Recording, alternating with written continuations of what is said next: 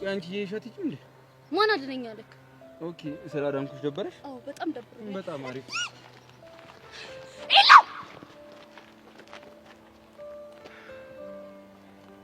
ምንም ያስጨው ምን እናደረከው? ምን አደረኩ? መሬት ላይ እኮ ነው የጣልከኝ። እና ለቶክሽን ባልሆነ ይሄንንም እኮ ያደረኩት አዝኝልሽ ነው። እንዴት? እኔ ባላደረሽም እኮ ወርቀሽ ነበር። ሲቀጥል ደግሞ እኔ እንደዚህ የማድረግ ፍላጎቱም አልነበረኝም። እራስሽ ነሽ የገፋፋሽኝ። ታዲያ ብለህስ? ቆይ ለምሮ ግራም ታጋብኝ? ቆይ ለሴት ልጅ ክብር የለህም? እናት እህት የለህም? ክብር ስላለኝ መስሎኝ አዳንኩሽ። አሁን አንሳኝ። አላነሳሽም። ራስሽን ችለሽ ተነሽ።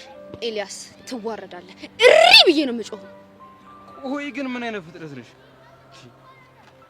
ቆይ ምን ችግርሽ ምንድን ነው? ምንም ችግር የለብኝም። አፍቅረሽኝ እንዴ? ይሁን ደነዝ ነገር ነህ። እሺ ማ እኔ ደነዝ? አዎ አንተን ደነዝ። በአሁን ስርቡን ተውና ልብስሽ ያዋራለው እኔ ላረግፍልሽ። ገደል ግባ። እሺ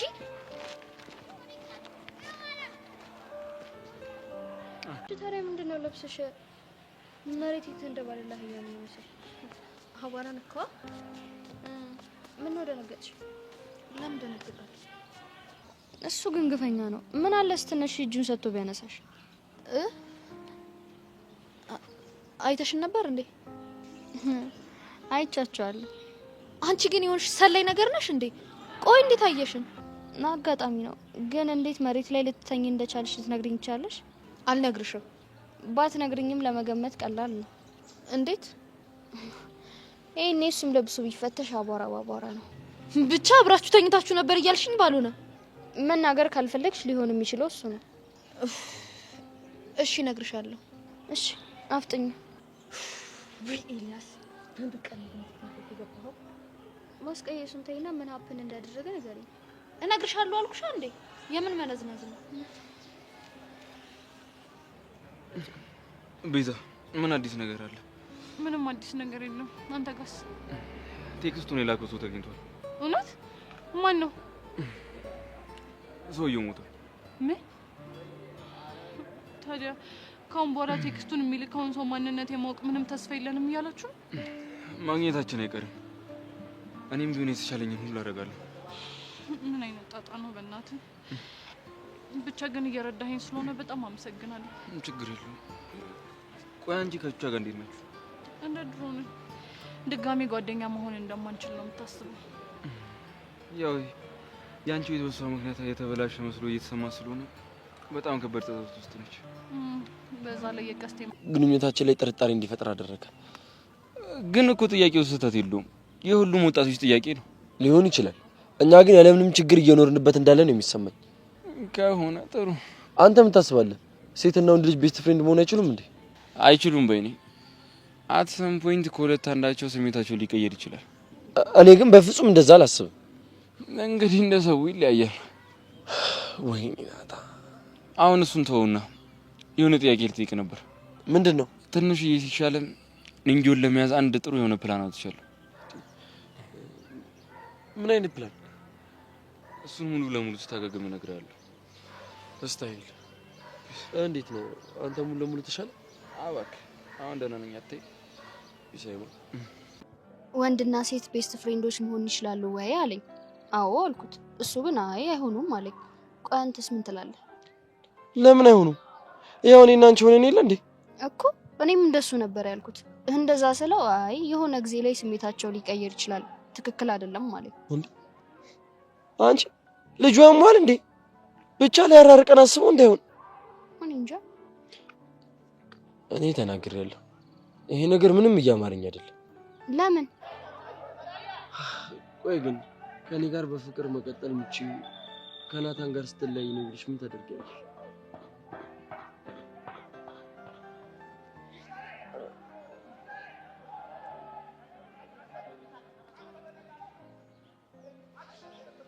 እሱ በጭራሽ ሊሆን አይችልም። ታዲያ ለኔ ብለሽ ፍቅርሽ ልትይ ነው? ናታ ላንተ ብዬ ምንም እተዋለሁ። እሺ ታዲ ጥሩ። ላንቺ ምንሽ ነው? ጓደኛ ከሆነ ጥሩ፣ ግን ከዚህ በላይ እንዲጎዳ ባትፈቅጂ ጥሩ ነው። እሺ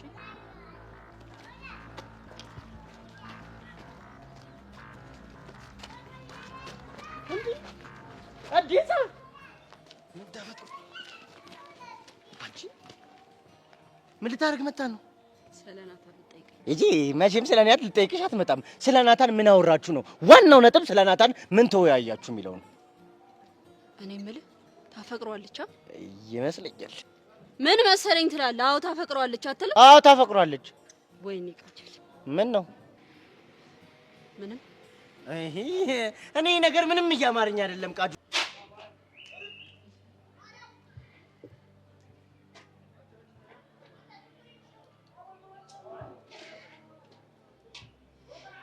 ይቅርታ ብታረጋግኝ አንድ ነገር ልጠይቅ። ምንድን ነው? እጅን ተሻለ? አሁን በጣም ደህና ነኝ። ጨረሽ? አንዴ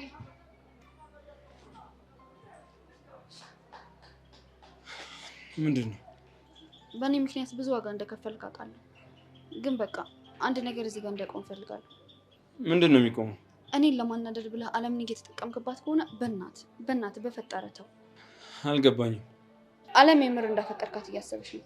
እሱ ደግሞ ትክክል እንዳልሆነ እኔም አንተም ጠንቅቀን እናውቃለን። አልገባኝም። አንቺ እንዴት እርግጠኛ ሆንሽ?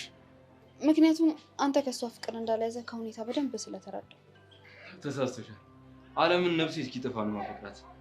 ደግሞ ከቻልሽ በእኔና በሷ የፍቅር ግንኙነት መሀል ልትሰጪ የምሞክሪውን አስተያየት አቁሚ እሺ?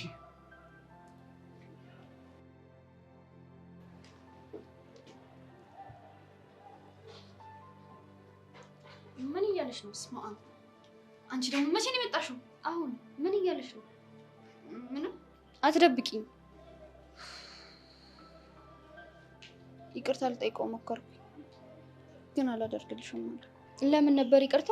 አንቺ ደግሞ እጁ የተሰበረው በእኔ ምክንያት አይደል እንዴ? ለሱ ነው ይሰብሊ። አንቺ ደግሞ ሰው ይቅርታ ካላደረገልሽ እንቅልፍ የማይወስድሽ ነገር አለ አይደል? በቃ ሙዳሽ እና ምን ሊያዝ ስራ። እስኪ ንገሪ፣ ወንድ ሁሉ ባንቺ ምክንያት እንደዚህ ሲፋለም ስሜቱ እንዴት ነው? ምንም አያስደስትም። አንቺ ግን ሲያዩሽ በጣም ደስ ያለሽ ነው የምትመስዩ። እሱ ያንቺ አረዳድ ነው። ቆይ ግን ታውቆሻል? ከሆነ ጊዜ በኋላ የምትመልሽልኝ መልሶች በሙሉ በልበ ሙሉነት ሆነዋል። እስካሁንም ዝም ስልሽ የነበረው መናገር ሳልችል ቀርቼ አይደለም። እናማ ጓደኝነታችን ይበልጣል ብዬ ነበር። አሁንማ ጓደኝነታችንን እንደማትፈልጊው በግልጽ አሳየሽኝ። ኤላን ጠብሼ ነው መጥበስ አልሽው እና መቀቀል ነው። የኔ ቆንጆ አሁን መሄድ አለብኝ። ደግሞ ሳልነግርሽ ምን? ኤላዬ ቤቱ ጋብዞኛል እና ዊኬንድ ላይ እሄዳለሁ። ለን ማሰብ እንችላለን አይደል? አዎ ተረጋግቻለሁ። እንደዛ ከሆነ በጣም አሪፍ። አሁን መሄድ አለብኝ። እሺ በእኔ ነገር ተጠምጄ አንቺን ረሳሁት። ናታንስ አላውቅም ማለት እማገኘው ሰው አለ ብሎ ቀድሞኝ ነው የወጣው። ማንን ነው? አንቺ ደግሞ የሚያገኘው ሰው አለ ማለት ያቺን ዱርዬ ቃጀል ነው የሚያገኛት። ሌላ ማን ሊሆን ይችላል? ግን እኮ ሰሞኑን እያደረግሽ ያለሽው ነገር እየተሳካ እንደሆነ ነግረሽ ነበር። እሷ ግን በመሀል ሽው ብሎ ይጠፋል። እኔ እኮ የማይገባኝ ነገር ሁሉንም ነገር በግልጽ መናገር እየቻልሽ ለምን ይሄን መንገድ እንደመረጥሽ ነው። ምን ላድርግ ሰብሊ፣ ሴትነት ይዞኝ እኮ ነው። እኔ ቀድሜ አፈቅርሃለሁ ብለው ጉራውን አልችለው። ግን ደግሞ ዝም እያልሽ በመጣሽ ቁጥር ከሰው ጋር ያለው ነገር እየከረረ ነው። እኔ እንግዲህ ይቻለኛል አድርጌያለሁ። ሌላ የፈጣሪ ፍቃድ። ያንቺ ይሁን ካለው ይሆናል። አይዞሽ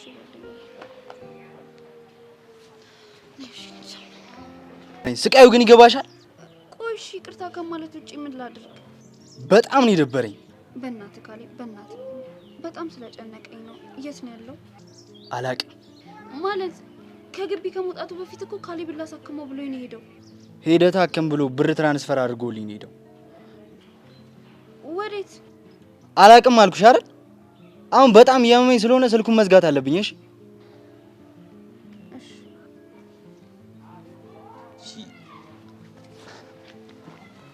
ምን አለሽ? ሄደህ ታከም ብሎ ብር ትራንስፈር አድርጎልኝ ሄዷል። የት ሄደ?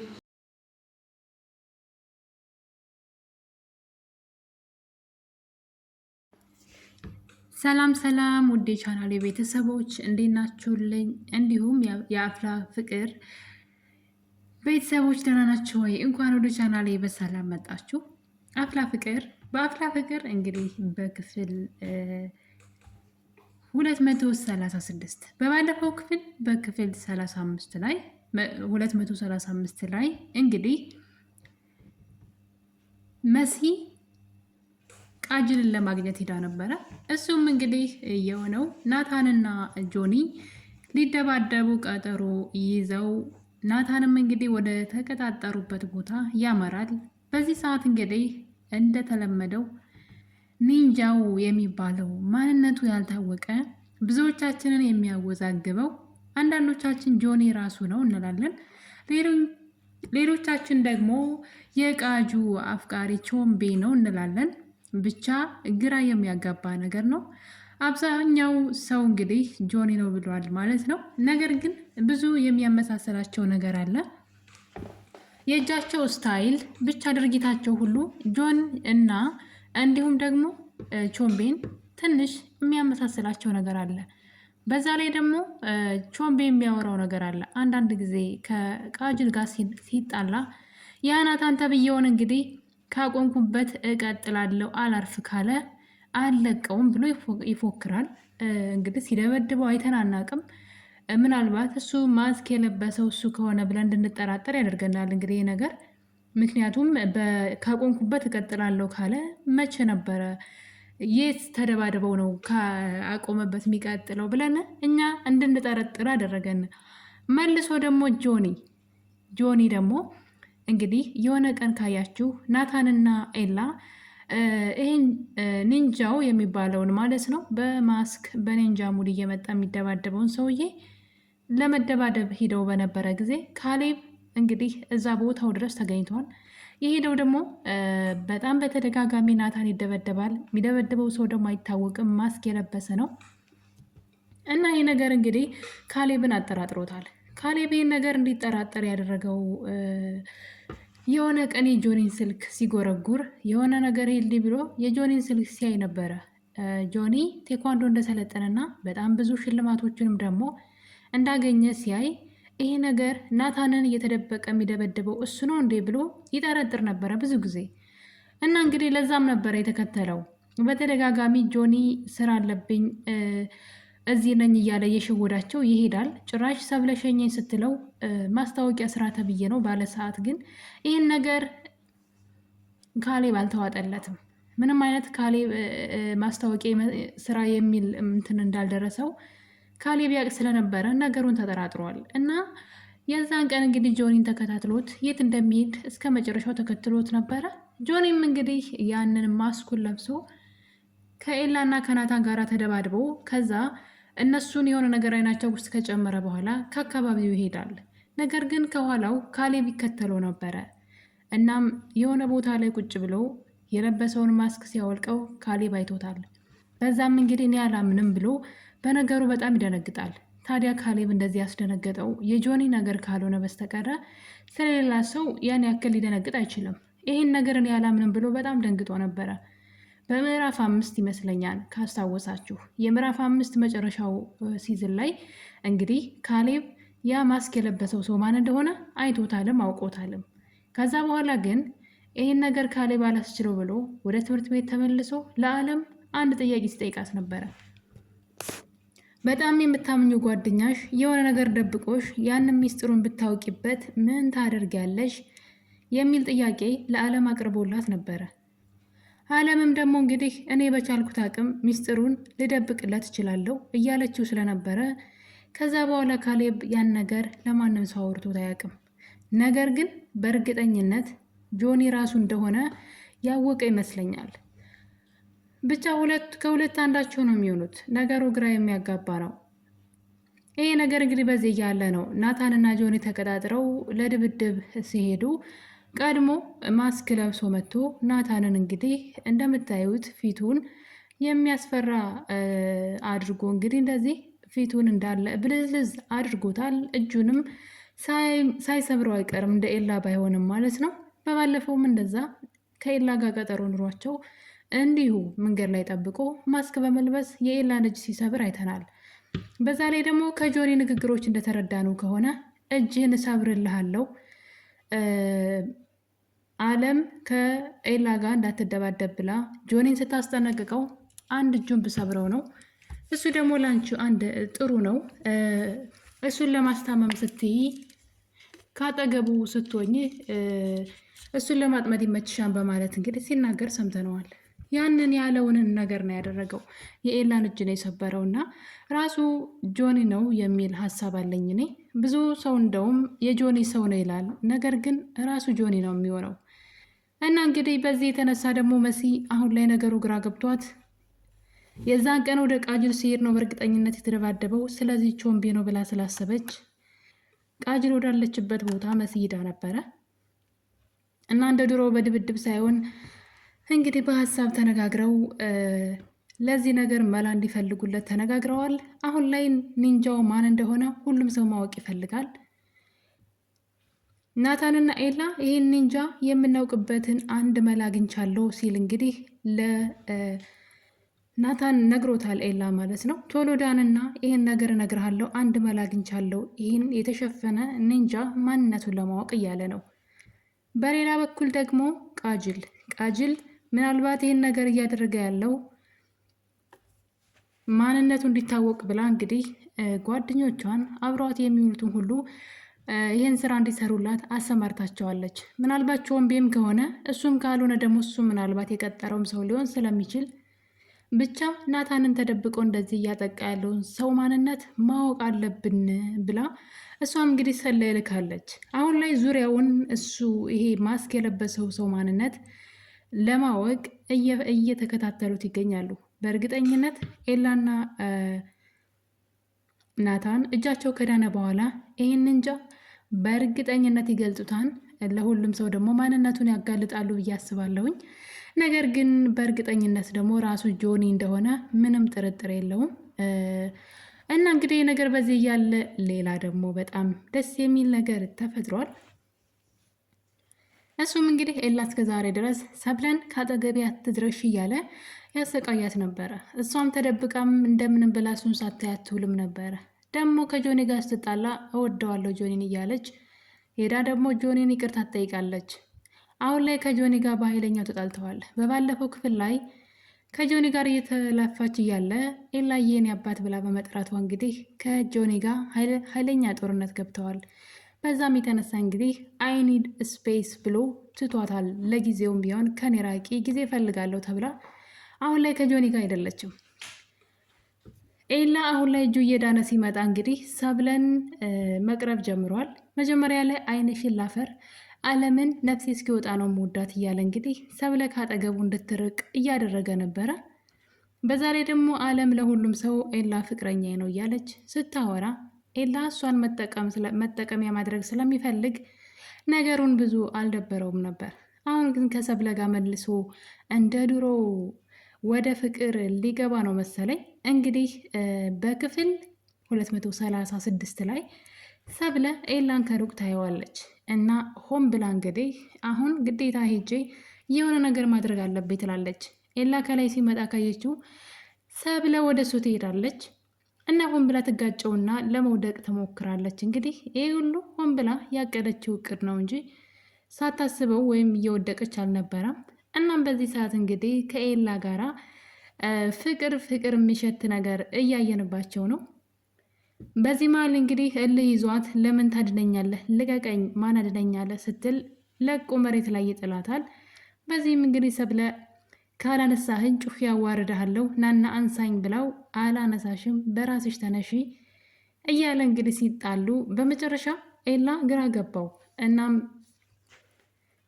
አንድ ጥያቄ ስጠይቃት ነበር፣ አንቺ ልጅ ግን አፍቅረሽኛል ወይ ቢላትም እሷ ግን እንግዲህ በቆመበት ትታው ሄዳለች ማለት ነው። እሱም እንደ ድሮ መልሶ እየተከተላት ነው። ስለዚህ እጁ ስለዳነ አሁን ላይ መልሶ ሰብለን ወደ ማጥመድ መንገድ እየገባ ያለ ይመስለኛል። ምናልባት እጁ ከዳነ በኋላ ከጆኒ ጋርም የመደባደብ እድሉ ሰፊ ነው።